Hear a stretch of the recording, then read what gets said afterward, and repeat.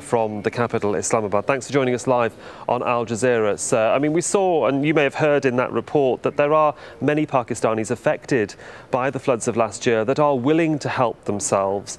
But in terms of, say, the 20 million that were displaced and affected, percentage-wise, how many would you say have been helped by aid agencies? Well, it's a bit difficult to give a percentage, but what I can tell you is that the United Nations in Pakistan played a major role in responding to the massive floods of last year. Overall, the UN made an appeal of 1.9 billion US and managed to secure about 70% of the resources that were required. Now, what is important to underline is that this has been, by all means, the biggest appeal of the United Nations in any disaster in the world ever. So we have, I can also tell you that different programs of the UN, particularly in terms of helping people to have food, reach approximately 6 to 7 million people. Now, this is really massive. And of course, that is short-term aid to a certain extent to feed people, but then how have you been able, with aid agencies, the UN itself, been able to prioritise between short-term aid and long-term aid? Because to help people in Pakistan long-term, a lot of the infrastructure was severely damaged and had to be rebuilt. At what stage is the aid help focusing in that direction?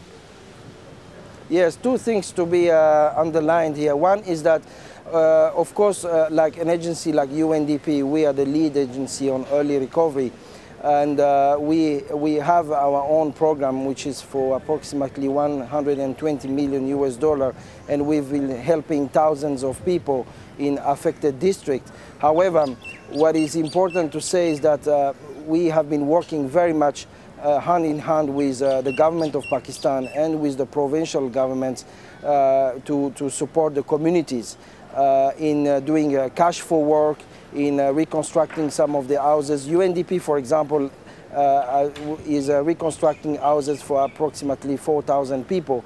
Now, this will seem a small number compared to the overall numbers. That's why I would like to underline that we've been really complementing each other with also the effort of the government. But it is a slow process, though, and if you've only been able to, as you say, secure 70% of the appeal fund that was required, how do you distribute that, and in what areas are you focusing? We saw different needs for those people in the northwest of the country to those from where Imtiaz was reporting from in the south of the country.